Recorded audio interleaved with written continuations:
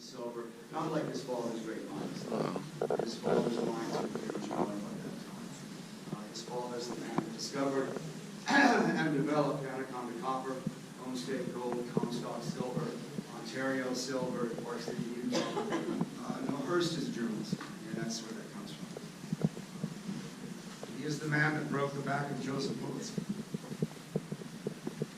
You may work for him briefly. When he left Harvard, 1886.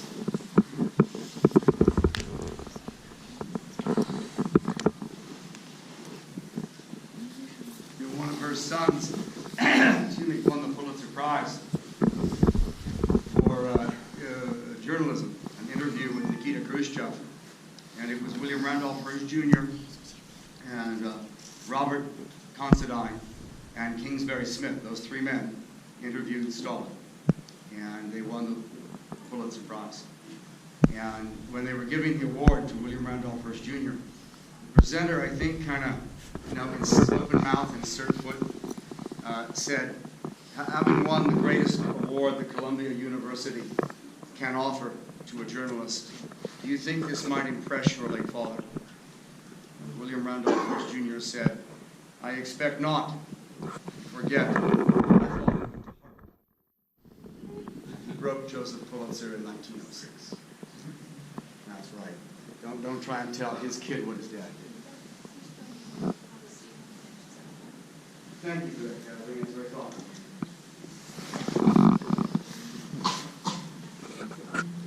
Nice sunny day. There's Mr. Hearst, Panama hat in hand. The woman next to him, her name is Marie Dressler, and she's kind of dressed up like a pile of roadkill. She's making fun, and they're all laughing, so that's why it's being done. Pretty girl in the Argyle print, her name is Marion Davies. Mr. Hearst's girlfriend. There she is again with Charlie Chaplin. Chaplin, like most actors without stage makeup, they don't look the same. Hearst was asked once, is there a lot of money in films? He said, yes, mostly my money, but there's a lot of it. Had a wicked sense of humor, very dry. Remember one year at Harvard, he's the guy that put the jackass in the dean's office, sign around the donkey's neck, said, now there are two of you, so let's see what it will. Jimmy Walker on the right, the mayor of New York City. The guy in the back row with the bow tie is A.P. Giannini, founder and president of Bank of America. Hearst had two bankers, A.P. Giannini and Andrew Mellon. Mellon was Secretary of the Treasury in the 1920s. Pretty girls posing.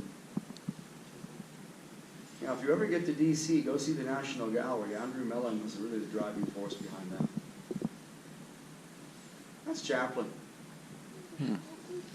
That's Bill Tilden. He won the U.S. Open 7 times. That's Carol Lombard on the right with the cloche hat. She's married to an actor named Clark Gable. First liked Lombard and Gable a great deal. It was very, very hard on him when she died in a war bond drive in 1942, World War II. There he is. He was instrumental in helping the Cuban Revolution against Spain in the 1890s. He did the same for the Irish after the 1916 rebellion. He was asked point blank once why he was anti-English. He said, I'm not. He said, the English are lovely people. I just insist they live in London, not Dublin. There he is. That's his architect with him. That's Julia Morgan. Next time you're in San Francisco, go by the Fairmont Hotel. She built it. Polar bears. One is named Goofus and one is named Pearl, but I don't know who's who.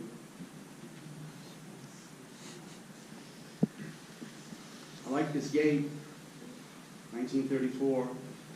Kind of pops open like a toaster oven. He told his architect, Julia Morgan, about the zoo. This would be a park-like setting where the non-dangerous animals were allowed to roam freely. But as for the dangerous animals, the grizzly bears, the lions, the polar bears, he said, I don't want them in cages. That didn't seem fair.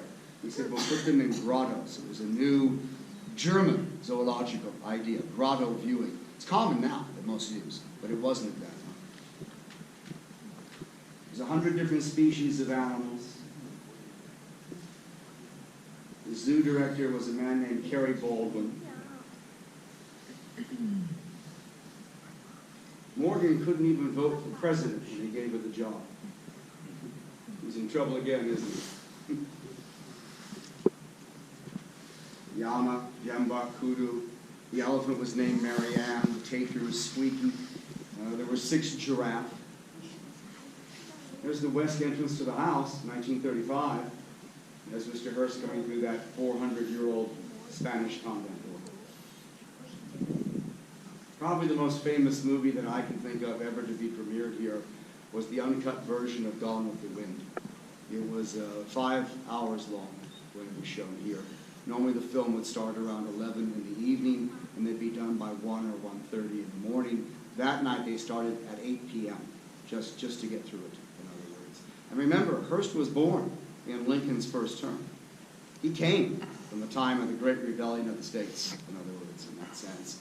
His father, he freed his slaves in 1860, saying he'd come to a moral conclusion that it wasn't proper, but demanded the right of any state to leave the Union that did not wish to stay.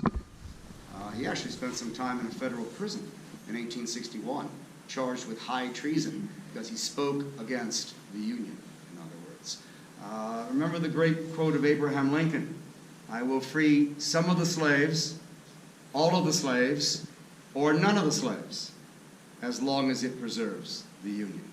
So when you're going to talk about the war, you want to talk about it from the viewpoints of those who fought in it, not revisionist historians over 150 years later, in that sense. George died in 1891, left his entire fortune to his wife with the stipulation that she give the money away.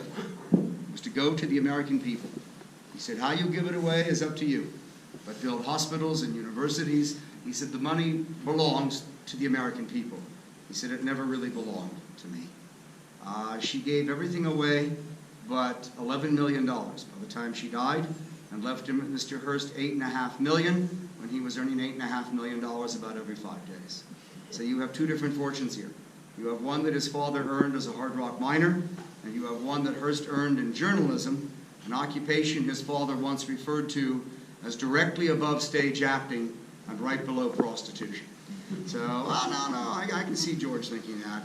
His newspaper that he owned, he took in a bad debt in a game of cards at the Palace Hotel in San Francisco in the year 1880. And he used it as a war axe for the Democrats against the Republicans in this state. But I'm afraid we get here, we're flanked by spun gold. This is gold turned into thread. This is a gold metallic thread around a silver thread core. That's how you make gold thread. And then this is Northern Italian red silk. This is all about 350 years in age. The women that hold the lamps are called the women of Carius, and their story is about 480 BC, so about 500 years before Christ. But I certainly want to thank you for coming, and I admire your courage on such a blustery day, and I hope you come again. And I thank you very much.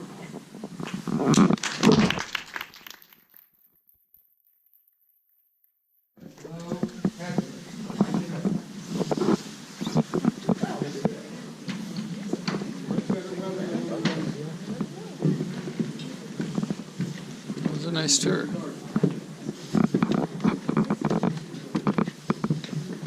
Buses all leave from the same place, and that's the indoor pool beneath the tennis courts.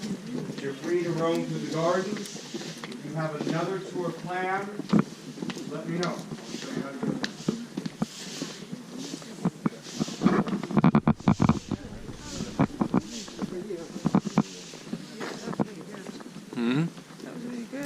Yeah.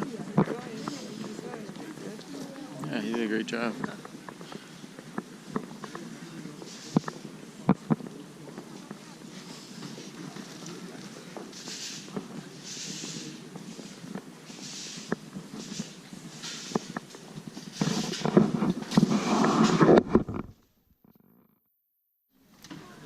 The hat on.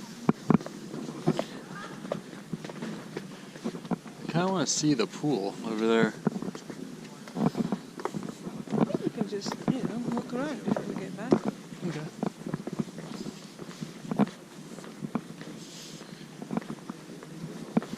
Maybe the indoor pool. I know I saw that when I did the tour before.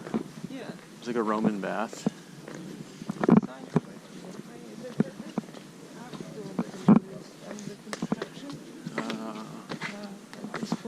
Wow, look at that. Oh my god. Look at this.